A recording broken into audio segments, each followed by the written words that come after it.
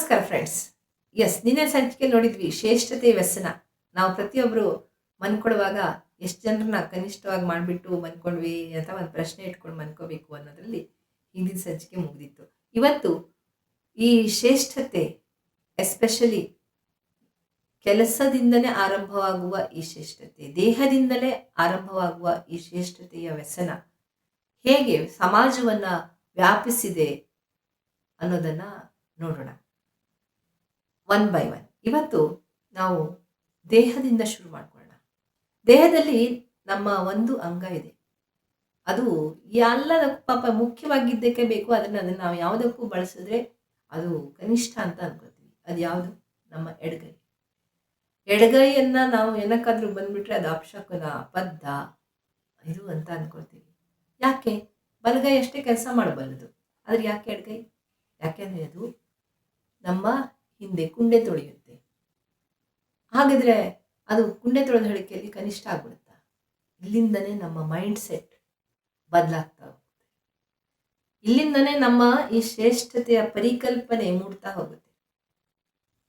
ಊಟ ಮಾಡುವ ಕೈ ಶ್ರೇಷ್ಠ, ಇದು ಕನಿಷ್ಠ. ಈ ಕನಿಷ್ಠ ಕೈಗೂ ಒಂದು ಇದು ಹೇಗೆ ಬಂದಿದೆ ಅಂದ್ರೆ, ಎಡಗೈ ಹೆಚ್ಚಾಗಿ ಎಡಭಾಗ ಸ್ವಲ್ಪ ದುರ್ಬಲವಾಗಿರುತ್ತೆ. ಸಾಮಾನ್ಯವಾಗಿ ಮನುಷ್ಯರಿಗೆ ಎಡಗೈ ಪ್ರಾಮಿನೆಂಟ್ ಇರೋರು ಇರ್ತಾರೆ, ಅವರಿಗಂತೂ ಹೊಡೆದೊಡೆದು ಬಲಗೈಗೆ ಶಿಫ್ಟ್ ಮಾಡಿಸ್ತಾರೆ. ಆದರೆ ಸಾಮಾನ್ಯವಾಗಿ ನೋಡೋದಾದ್ರೆ ಬಲಗಿನ ಪಾರ್ಟು, ಬಲ ಭಾಗ ದೇಹದ್ದು ಸ್ಟ್ರಾಂಗ್ ಇರುತ್ತೆ. ಅದಕ್ಕೆ ಓಕೆ, ಇದೊಂದು ಕೆಲಸ ಆದರೂ ಮಾಡಪ್ಪ ಅಂತ ಯಾರೋ ಕೊಟ್ಟರು ಹಿಂದಿನವರು. ಇವಾಗ ಅದೇನೇ ಅದನ್ನ ತುಳಿಯುವ ಒಂದು ಪ್ರಮೇಯ ಆಗಿದೆ ಎಡಭಾಗ, ಎಡಗೈ. ಇದನ್ನೇ ನಾವು ಮುಂದುವರಿಸ್ಕೊಂಡು ಬಂದರೆ ಮನೆಯಲ್ಲಿ ಅಡುಗೆ ಕೆಲಸ, ಮನೆ ಕೆಲಸ ಇದನ್ನೆಲ್ಲ ಮಾಡುವ ಗೃಹಿಣಿ ಯೋಗ್ಯ. ಹೋಗಿ ಒಂದು ಬೆಳಗ್ಗೆಯಿಂದ 8 ತಾಸು ದುಡಿದು ಮನೆಗೆ ಬರುವ ಗಂಡ ಸರ್ವಶ್ರೇಷ್ಠ, ಯಾಕೆಂದ್ರೆ ಆತನ ಆರ್ಥಿಕ. ಸೊ ಇಲ್ಲಿ ಕೆಲಸ ಕನಿಷ್ಠ. ಇದು ಗಮನಿಸಿ, ಮನೆಯಲ್ಲಿ 4 ಜನ ಹೆಂಗಸರಿದ್ರೆ ನೋಡ್ಬೇಕು, ಅಲ್ಲಿ ದೇವ್ರ ಪೂಜೆ ಮಾಡೋರು, ಆಮೇಲೆ ಅಡುಗೆ ಮಾಡೋರು, ಒಗ್ಗರಣೆ ಹಾಕೋರು, ಇವರೆಲ್ಲ ಶ್ರೇಷ್ಠರು. ತರಕಾರಿ ಹೆಚ್ಚಿಕೊಡೋರು, ಮನೆಯಲ್ಲಿ ಕಸ ಗುಡಿಸಿ ನೆಲ ಒರೆಸಿ ಮಾಡೋದು, ಪಾತ್ರೆ ತೊಳೆಯೋದು, ಟಾಯ್ಲೆಟ್ ತೊಳೆಯೋದು, ಇವರೆಲ್ಲ ಕನಿಷ್ಠದವರು. ಏನ್ರಿ ಇದು? ಇಲ್ಲೇ ಇಷ್ಟು ಕನಿಷ್ಠ ಕೆಲಸ, ಕನಿಷ್ಠ ಶ್ರೇಷ್ಠ. ಆ ಕೆಲಸದಲ್ಲೂ ಅದ್ರ ಮೇಲೆ ಅವು ಗೌರವ. ಓಹೋ, ಎದೆಲೆ ಇರಲಿ, ಬಡಿಸುವಾಗ್ಲೂ ತುಪ್ಪ ಬಡಿಸೋರು ಶ್ರೇಷ್ಠರು, ಅನ್ನ ಬಡಿಸೋದು ಶ್ರೇಷ್ಠರು ವ್ಯಕ್ತಿಗಳು. ಸಾರು, ತಂಬಳಿ, ಇದೆಲ್ಲ ಉಪ್ಪಿನಕಾಯಿ, ಈ ಥರ ಯಾವ್ದಾದ್ರು ಒಂದಿಲ್ಲ ಅಂತಂದ್ರೆ ಊಟ ಆಗುತ್ತಾ? ಯಾವ್ದಾದ್ರು ಒಂದು ಕೆಲಸ ಇಲ್ಲ ಅಂದ್ರೆ ಆಗುತ್ತಾ? ಇಲ್ಲ. ಆದರೂ ನಮ್ಮ ಮನಸ್ಸಿನ ಒಳಗಡೆ ಈ ಥರ ಭ್ರಮೆಗಳು ತುಂಬಿಕೊಂಡು ಈ ಜಗತ್ತನ್ನೇ ಒಂದು ದ್ವೇಷಮಯ ಆಗ್ಬಿಟ್ಟಿದೆ. ಯಾಕೆಂದ್ರೆ ತುಪ್ಪ ಬಡಿಸೋವನಿಗೆ ಉಪ್ಪು ಬಡಿಸೋಕೆ ಮನಸ್ಸಿರಲ್ಲ.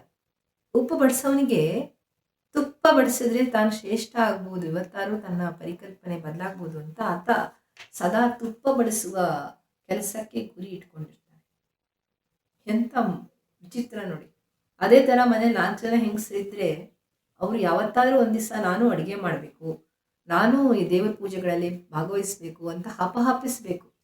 ಆ ಥರ ಕನಿಷ್ಠವಾದ ಒಂದು ದೃಷ್ಟಿಕೋನದಿಂದ ನೋಡಿ ನೋಡಿ ನೋಡಿ ಕನಿಷ್ಠ ಅನ್ನುವ ಆ ಫೀಲಿಂಗನ್ನು ಕೊಟ್ಟು ಮನೆಯೊಳಗೆ ಒಂದು ಯುದ್ಧವನ್ನು ನಾವೇ ಸೃಷ್ಟಿ ಮಾಡ್ಕೊಂಡ್ಬಿಡ್ತೀವಿ. ಅದೇ ಥರ ಸದಾ ಬರೀ ಎಡಗೈನ ಕುಂಡೆ ತೊಳೆಯೋದಕ್ಕೊಂದೇ ಉಪಯೋಗಿಸ್ಬಿಟ್ಟು ಬೇರೆ ಯಾವ ಕೆಲಸನೂ ಮಾಡಿಸದೆ ನಮ್ಮ ಎಡಭಾಗ ಸಂಪೂರ್ಣವಾಗಿ ದುರ್ಬಲಗೊಳ್ಬೇಕು, ಆ ಥರ ನಾವೇ ಮಾಡ್ಕೊಂಡ್ಬಿಟ್ಟಿರ್ತೀವಿ. ನಮ್ಮ ಕ್ರಿಯೇಟಿವಿಟಿ ಇರೋದೇ ಎಡಗೈನ ಉಪಯೋಗಿಸಿದಾಗ, ಆ ಕ್ರಿಯೇಟಿವಿಟಿ ಸಾಯದೆ ನಾವು ಎಡಭಾಗವನ್ನ ಉಪಯೋಗಿಸೋದನ್ನ ನಿಲ್ಲಿಸಿದಾಗ. ಅದರಿಂದ ಕ್ರಿಯೇಟಿವಿಟಿ, ಹೊಸ ಐಡಿಯಾಗಳು ಬರೋದು ಅದೆಲ್ಲ ನಿಂತು ಹೋಗ್ಬಿಡ್ತವೆ. ಇದೆಲ್ಲ ಮಾಡ್ಕೊಂಡಿದ್ದೆ ಹೆಂಗೆ ಇದೆ? ಕನಿಷ್ಠ ಗರಿಷ್ಠ, ಶ್ರೇಷ್ಠ ಕನಿಷ್ಠ. ಹುಚ್ಚರು ಕಂಡ್ರಿ ನಾವು ಮನುಷ್ಯರು ಅಂದ್ರೆ ಒಂದೊಂದ್ಸರಿ ಹುಚ್ಚರು, ಮತ್ತಾರು ಅಲ್ಲ ನಾವೇ ಅಲ್ಲ. ಮನೆ ಕಸ ಹೊಡಿದು ಹೋದ್ರೆ, ನೆಲ ಒರೆಸದೆ ಹೋದ್ರೆ ಮನೆ ಬದುಕಕ್ಕಾಗತ್ತಾ? ಆಗಲ್ಲ. ಆದ್ರೂ ಅದು ಆಗಲ್ವಂತ, ಅದು ಕನಿಷ್ಠ ಕೆಲಸ. ಯಾವನಪ್ಪ ಹೇಳಿದ್ದು? ಎಲ್ಲ ಕೆಲಸನೂ ಶ್ರೇಷ್ಠ. ಒಬ್ಬ ಕಸ ಗುಡಿಸೋನು ನಿಲ್ಲಿಸ್ಬಿಟ್ರೆ ಮನೇಲಿ ಇರೋಕ್ಕಾಗಲ್ಲ. ಒಬ್ಬ ಟಾಯ್ಲೆಟ್ ತೊಳೆದಿಲ್ಲ ಅಂತಂದ್ರೆ ಇರೋಕ್ಕಾಗಲ್ಲ. ದೇವ್ರ ಪೂಜೆ ಊಟ ಇಲ್ಲ ಅಂದ್ರೂ ಇರ್ಬೋದು ಎಷ್ಟೋ ಸಾರಿ, ನೆನ್ಪಿಟ್ಕೊಳ್ಳಿ. ಅದೇ ಥರ ಇಲ್ಲಿ ಈ ಶೂದ್ರ, ವೈಶ್ಯ, ಈ ವರ್ಣಾಶ್ರಮ ಧರ್ಮ ಬಂದಿದ್ದು ಇದೇ ಮನಸ್ಥಿತಿಯಿಂದ, ಇನ್ಯಾವುದರಿಂದ ಅಲ್ಲ.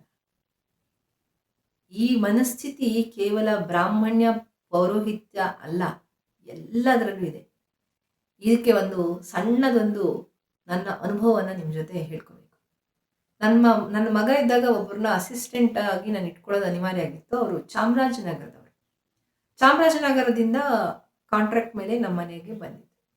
ಅವರು ದಲಿತ ಹೆಣ್ಮಕ್ಳು. ಆ ದಲಿತದಲ್ಲೂ ಮತ್ತೆ ಇನ್ನೂ ದಲಿತರು, ಇನ್ನೂ ಅವರಲ್ಲಿ ಮತ್ತೆ ಶ್ರೇಷ್ಠ ಮತ್ತೆ ಕನಿಷ್ಠ ಇದೆ, ಅರ್ಥ ಮಾಡ್ಕೊಳ್ಳಿ. ಬ್ರಾಹ್ಮಣರು ಮಾತ್ರ ಅಂದ್ಕೊಂಡಿದ್ದೆ ನಾನು ಅಲ್ಲಿವರೆಗೆ. ಅವತ್ತು ನನ್ನ ಎಲ್ಲ ಹುಚ್ಚು ಬಿಟ್ಟು ಹೋಗ್ಬಿಡ್ತು. ಅವರ ಊರಿನಲ್ಲಿರುವಂತಹ ಆ ಪೂರ್ವಾಗ್ರಹಗಳನ್ನು ನೋಡಿಬಿಟ್ಟು ನನ್ನ ಮನಸ್ಸು ಅವತ್ತು ಕ್ಲಿಯರ್ ಆಗೋಯ್ತು. ಬ್ರಾಹ್ಮಣ್ಯ ಪೌರೋಹಿತ್ಯ ಅನ್ನೋದು ಕೇವಲ ಮೇಲ್ಜಾತಿ ಅಂತಲ್ಲ, ಅತ್ಯಂತ ಕೆಳಜಾತಿನಲ್ಲೂ ಇದೆ. ಆ ದಲಿತರಲ್ಲಿ ಇನ್ನೂ ದಲಿತರು ಅಂತ ಇರ್ತಾರಂತೆ, ಅವ್ರನ್ನ ಮನೆ ಒಳಗಲ್ಲ ಊರ್ ಹೊರಗೂ ಸೇರಿಸೋದಿಲ್ಲ ಅಂತೆ. ಅಂದರೆ ಅವ್ರಿಗೆ ಪ್ರತ್ಯೇಕ ಕೇರಿ. ಮತ್ತೆ ಅವರಲ್ಲಿ ಜಾತಿ ಮದುವೆ ಗಿದ್ವೆ ಕೂಡ ಆಗಲ್ಲ, ಮುಚ್ಕೊಳ್ಳೋದಿಲ್ಲ, ಹೊರಗಡೆ ಲೋಟ ತೊಳೆದಿಟ್ಬೇಕು, ಕೆಲ್ಸಕ್ಕೆ ಕರೆಯೋದಿಲ್ಲ, ಕೆಲ್ಸಕ್ಕೆ ಕರೆದ್ರು ಹಿಂಗೆ. ಅವ್ರು ನೀರು ಮುಟ್ಬಿಟ್ರೆ ಇನ್ನೇನು, ಅಯ್ಯೋಪ್ಪ, ನಾನು ಅದನ್ನೆಲ್ಲ ಕೇಳಿ ಶಾಕ್. ಯಾಕಪ್ಪ ಈ ಮನುಷ್ಯರ ಮಧ್ಯೆ ಇಷ್ಟೊಂದು ದ್ವೇಷ, ಅದೇ ಅನ್ನ, ಅದೇ ಊಟ, ಅದೇ ಜಾತಿ ಅವ್ರ ಲೆಕ್ಕಕ್ಕೆ ಹೋದರೆ.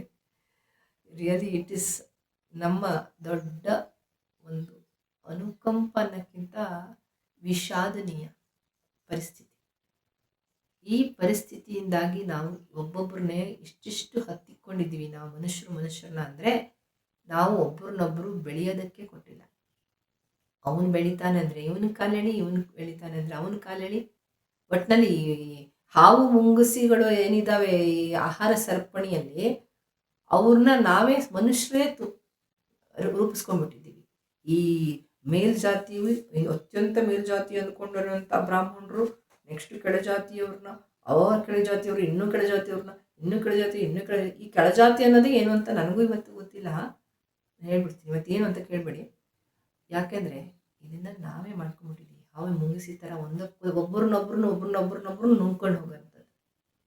ಈ ನುಂಗಿಕೊಳ್ಳುವ ಈ ಶ್ರೇಷ್ಠತೆಯ ವ್ಯಸನ ಇದೆಯಲ್ಲ, ಇದೇ ನಮ್ಮ ಈ ಮೀಸಲಾತಿ ತರೋದಕ್ಕೆ ಬುನಾದಿ ಆಯಿತು. ಇದೇ ನಮ್ಮ ಸಂಘರ್ಷಕ್ಕೆ ಕಾರಣ ಆಯಿತು. ಹಾಗಾಗಿ ಹಣ ಬರುವ ಕೆಲಸ ಇದ್ದರೆ ಮಾತ್ರ ಅದು ಕೆಲಸನ, ಅದಕ್ಕೆ ಬೇರೆ ಗೌರವ ಇಲ್ವಾ? ಈ ಥರ ಬೇರೆ ಬೇರೆ ಪ್ರಶ್ನೆಗಳು ನಮ್ಮ ಮುಂದೆ ಬರ್ತವೆ. ಈ ಪ್ರಶ್ನೆಗಳಿಗೆ ಉತ್ತರ ಯಾವಾಗ ಸಿಗುತ್ತೆ ಅಂತಂದರೆ, ಶ್ರಮಕ್ಕೆ ಗೌರವ ಬರಬೇಕು. ಯಾವುದೇ ಕೆಲಸ ಇರಲಿ ಕಣ್ರಿ, ಅದು ಎಡಗೈ ಮಾಡಲಿ ಬಲಗೈ ಮಾಡಲಿ, ಕಸ ಗುಡಿಸ್ಲಿ, ದೇವ್ರ ಪೂಜೆ ಮಾಡಲಿ, ಎಲ್ಲದೂ ಒಂದೇ ಭಾವನೆಯಿಂದ ನೋಡುವಂತಹ ಮನಸ್ಥಿತಿ ನಮ್ಮಲ್ಲಿ ಬರಬೇಕು. ಗೌರವ ಬರಬೇಕು. ಅವಾಗ ಏನಾಗುತ್ತೆ ಗೊತ್ತಾ? ತಾರತಮ್ಯ ಹೋಗುತ್ತೆ. ಯಾವಾಗ ತಾರತಮ್ಯ ಹೋಗುತ್ತೆ, ಎಲ್ಲರಿಗೂ ಅವಕಾಶ ಸಿಗುತ್ತೆ. ಎಲ್ಲರಿಗೂ ಅವಕಾಶ ಕೊಟ್ಟರೆ ಒಂದು ಸಮಾನತೆಯ ಸುಂದರ ಬದುಕು ರೂಪುಗೊಳ್ಳುತ್ತೆ. ಮಹಿಳೆಯರ ಸ್ಥಾನಮಾನ ಹೆಚ್ಚಾಗುತ್ತೆ, ಕಾರ್ಮಿಕರಿಗೆ ಒಂದು ಬೆಲೆ ಸಿಗುತ್ತೆ, ಮಕ್ಕಳು ಶ್ರಮದ ಮೌಲ್ಯವನ್ನು ಕಲಿತಾರೆ. ಅದು ಬಹಳ ಮುಖ್ಯ. ಸಮಾಜ ಸಮಾನತೆಯ, ಶಾಂತಿಯ, ಪ್ರೀತಿಯ ತೋಟದಲ್ಲಿ ನಳನಳಿಸುತ್ತೆ. ಆದ್ದರಿಂದ ನಾವು ಕೆಲಸದ ಮೌಲ್ಯವನ್ನು ನೋಡ್ತಾ ಇದ್ದೀವಿಯೇ, ಅಥವಾ ಕೆಲಸ ಮಾಡುವ ವ್ಯಕ್ತಿಯ ಸ್ಥಾನಮಾನವನ್ನು ನೋಡ್ತಾ ಇದ್ದೀವಿ? ಈ ಎರಡರ ವ್ಯತ್ಯಾಸನೇ ಸಮಾಜದ ಭವಿಷ್ಯವನ್ನು ನಿರ್ಧಾರ ಮಾಡುತ್ತೆ. ಹಾಗಿದ್ರೆ ಜಾತಿ, ಧರ್ಮ ಇವೆಲ್ಲ ಸೇರಿ ಮನುಷ್ಯರನ್ನ ವಿಭಜನೆ ಮಾಡ್ತಾ, ಅಥವಾ ಮನುಷ್ಯ ತನ್ನ ಶ್ರೇಷ್ಠತೆಯ ವ್ಯಸನಕ್ಕೆ ಈ ಧರ್ಮವನ್ನು ಬಳಸ್ಕೊಂಡ ಅನ್ನೋದನ್ನು ನೋಡೋಣ ನಾಡಿನ ಸಂಚಿಕೆಯಲ್ಲಿ. ಇಷ್ಟ ಆಯ್ತಾ? ಇಷ್ಟ ಆದರೆ ಲೈಕ್ ಮಾಡಿ, ಬೇರೆಯವ್ರಿಗೆ ಶೇರ್ ಮಾಡಿ, ವಾಹಿನಿಗೆ ತಪ್ಪದೆ ಸಬ್ಸ್ಕ್ರೈಬ್ ಮಾಡ್ಕೊಳ್ಳಿ, ಫಾಲೋ ಮಾಡಿ. ಸಿಗ್ತೀನಿ ನಾಡಿನ ಸಂಚಿಕೆಯಲ್ಲಿ. ನಮಸ್ಕಾರ.